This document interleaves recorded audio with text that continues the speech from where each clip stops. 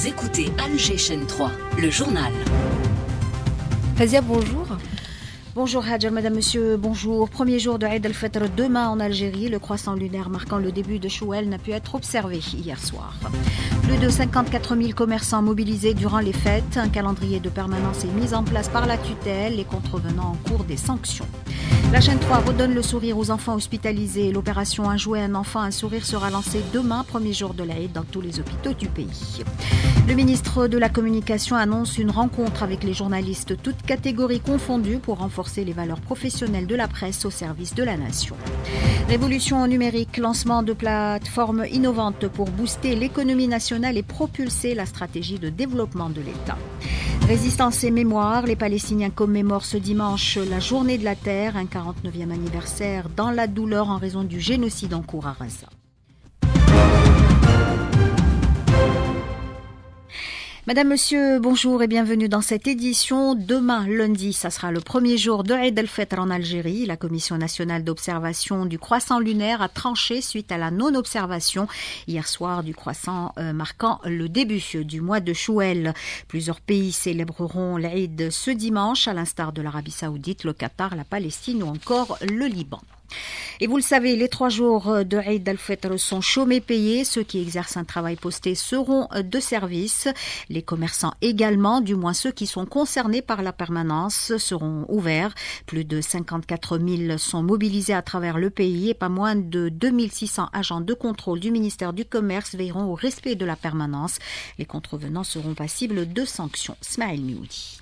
Les Algériens se préparent pour célébrer la fête de l'Aïd el-Fitr dans la joie et la bonne humeur. Les programmes des uns et des autres se ressemblent. Un seul mot d'ordre règne. On se réunit, on partage des repas et on échange des cadeaux. L'Aïd, c'est une belle fête, surtout pour les petits-enfants qui s'habillent très bien. Et puis aussi voir la famille, les parents, les sœurs, préparer les gâteaux. Puis aussi, il y a un truc très important, il ne faut pas oublier ceux qui sont partis, comme nos parents, aller au cimetière. Je suis revenu de France pour passer la fête de l'Aïd en Algérie, en famille. De la chaleur, des gâteaux, ça fait plaisir. Le premier jour, la plupart des femmes, ils restent à la maison. Ils ont de la chance pour les hommes qui ramènent les enfants et rencontrer les gens. Ça nous permet de se déplacer pour d'autres personnes pour voir leur famille. Les commerçants, eux, sont mobilisés pour répondre aux besoins de leurs clients durant les 3 jours de l'Aïd. Mokran, gérant d'une supérette à Alger Centre. On va essayer de s'organiser par rapport aux employés parce qu'il y en a qui sont partis en vacances de l'intérieur du pays et d'ouvrir 2 journées pour l'Aïd Hadouma. Tout ce qui est produit alimentaire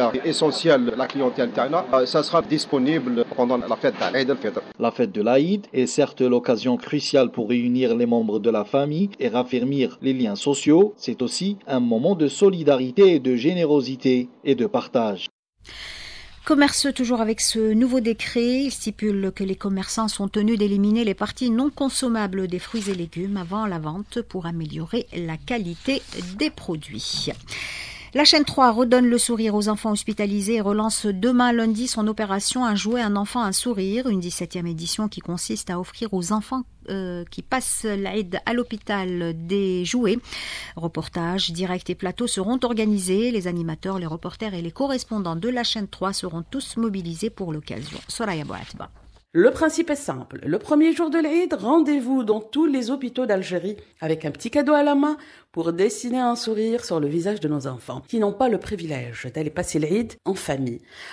Faute de moyens, vu qu'un enfant malade doit voyager dans des conditions spécifiques, ou tout simplement parce que ces enfants sont tellement malades qu'ils n'ont pas l'autorisation de quitter l'hôpital. Et vous allez pouvoir suivre minute par minute le déroulement de cette 17e édition via les ondes d'Alger Chaîne 3. Animateurs, réalisateurs et correspondants vous donnent rendez-vous entre 9h et 11h pour une émission spéciale Un enfant, un jouet, un sourire. On compte sur vous. Soyez nombreux. Les valeurs professionnelles de la presse et son rôle dans la défense de la nation feront l'objet d'une rencontre prévue après le mois de Ramadan, annonce faite par le premier responsable du secteur, Mohamed Meziane. La rencontre sera organisée en collaboration avec la Direction générale de la communication à la présidence de la République. Elle vise à renforcer l'unité au sein de la famille médiatique et à contribuer à la construction d'un front national fondé sur des valeurs communes. Une initiative saluée par la corporation. Pour Amel Sahar du bureau d'El Moudjahed d'Aouran, cette initiative témoigne du respect des engagements de la tutelle envers les professionnels du secteur. C'est une avancée significative qui traduit concrètement les engagements de la tutelle envers les professionnels du secteur, en particulier les journalistes, pour être à leur écoute surtout et puis s'intéresser à leurs problèmes, à leurs préoccupations. Cela va offrir un cadre de dialogue ouvert et structuré pour aborder, parler, débattre des préoccupations majeures de notre profession, nous les journalistes. Donc je pense que cette rencontre est véritablement une opportunité précieuse pour penser ensemble l'avenir du secteur. J'espère qu'elle sera bien saisie comme il se doit. Selon Mohamed Amrani, journaliste au quotidien L'Expression, cette réunion mettra en avant le rôle des médias dans la défense du pays.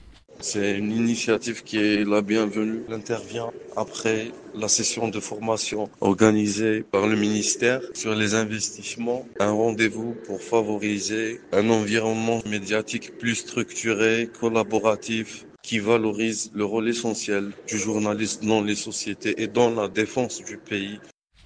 Des propos recueillis par Hakima Kamel. Transition numérique, le ministère de l'Enseignement supérieur passe à la vitesse supérieure en lançant une plateforme de cloud computing destinée à héberger les données nationales et à booster l'économie numérique. Sami Alloun pour le détail.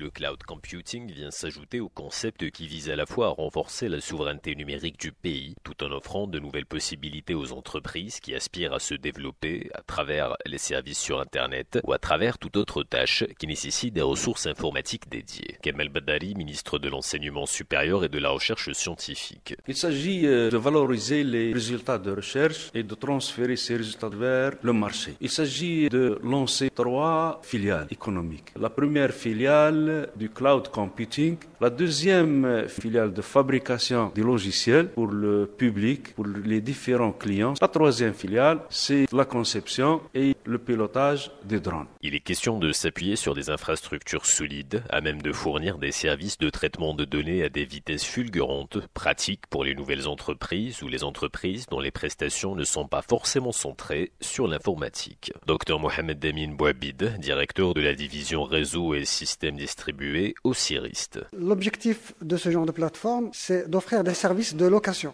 On peut imaginer qu'au lieu d'installer sa propre plateforme, acheter des serveurs, construire un data center, donc la meilleure solution pour eux, c'est de louer des services de cloud computing auprès d'opérateurs qui possèdent d'abord des plateformes conformes aux standards internationaux, que ce soit technique, que ce soit sécurité, et aussi conformes à la réglementation en vigueur. Donc c'est un moyen qui permet de louer à la demande des ressources informatiques. Le lancement du cloud computing marque une avancée stratégique pour le développement numérique du pays, encourageant l'innovation, la recherche et renforçant la souveraineté numérique de l'Algérie. 7h08 sur Alger, chaîne 3. Une délégation espagnole en mission d'observation des droits de l'homme au Sahara occidental a été expulsée par l'occupant marocain, suscitant des réactions sur les réseaux sociaux et une nouvelle tension diplomatique entre Rabat et Madrid. La délégation avait pour mission de faire le point sur la situation des droits humains dans les territoires sahraouis occupés et sur le pillage des ressources naturelles sahraouis par des sociétés européennes opérant sur ce territoire avec la complicité du Marzen. Des députés français s'insurgent contre l'ajustement cartographique de l'Assemblée nationale qui inclut le Sahara occidental occupé dans la représentation du Maroc, un geste controversé qui bafoue selon eux le droit international en ne reconnaissant pas la séparation légale entre les deux territoires. Les Palestiniens fêtent l'Aïd ce dimanche. Ces fêtes coïncident avec la célébration du 49e anniversaire de la Journée de la Terre. Il intervient également dans un contexte d'escalade de violence et de violation du droit international à Gaza, notamment et en Cisjordanie occupée. Une journée qui symbolise la résistance des Palestiniens face à la confiscation par l'entité sioniste de leurs terres depuis 1948. Anwar Abou Aïcha, ancien ministre palestinien de la Culture, en parle à Karima Hasnaoui. C'est une journée symbole pour nous dans ce cadre de lutte, je répète, pour conserver nos terres et les défendre contre la confiscation qui est toujours permanente et qui est plus intensive, surtout ces jours-ci, que ce soit dans la vallée du Jourdain ou à l'intérieur aussi de la ligne verte. Et donc, c'est pour renouveler notre volonté, pour rappeler la lutte quotidienne des Palestiniens pour conserver leurs terres. Toujours pas de nouvelles d'une équipe de 9 secouristes du Croissant Rouge palestinien depuis que des soldats sionistes ont tiré sur des ambulances à Gaza. L'agression s'est produite ce dimanche dans le quartier de Tel Sultan, dans l'est de Rafah, où l'armée d'occupation a repris son agression le 20 mars courant. La diplomatie palestinienne condamne le mutisme et l'inaction de la communauté internationale face à la poursuite des agressions sionistes contre les Palestiniens et l'appelle à assumer ses responsabilités. En Syrie, le président par intérim Ahmed Charah annonce la formation d'un nouveau gouvernement. L'annonce du nouvel exécutif intervient quelques semaines après la signature du projet de déclaration constitutionnelle.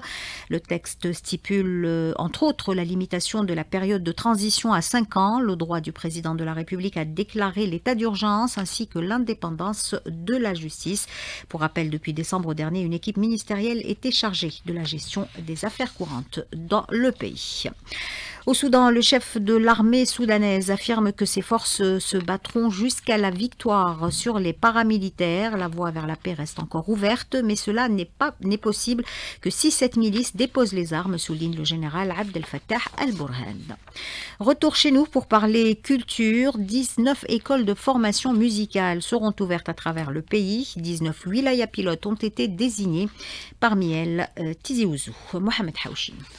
Ce qui constitue un grand acquis pour la wilaya, comme nous le confirme la directrice de la culture et des arts de Tizi Ouzou, Nabila Gomesienne. C'est un grand acquis pour la wilaya Tizi Ouzou, mais également pour les autres wilayas du pays, puisqu'il y a 19 wilayas pilotes pour ces écoles de formation musicale décidées par Monsieur le ministre de la Culture et des Arts. Donc pour la wilaya de Tizi Ouzou, nous avons eu l'honneur de lancer le premier cours au profit de 50 enfants déjà inscrits. Je rappelle que cette école est au niveau du théâtre de verdure Mouhia. C'est une école qui va permettre aux enfants inscrits d'avoir un cursus de formation musicale, donc qui va durer des années et qui va leur permettre plus tard d'accéder à des instituts de formation musicale. Les cours se feront d'une manière hebdomadaire. Tous les samedis, l'encadrement se fait par des enseignants dûment choisis par le ministère de la Culture et des Arts. Cette première école de formation musicale était attendue dans la wilaya depuis de longues années. Tizi Ouzou, Mohamed Haouchine pour Algérie 3.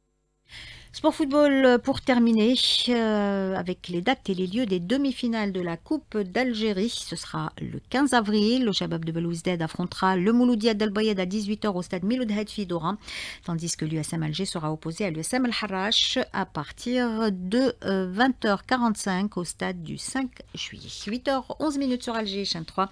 C'est la fin de ce journal réalisé par Issa Abdelrahman. Yassine était à la console technique, Nesrine à la régie d'antenne. Et tout de suite, vous retrouvez Hajar Masoudi pour la météo.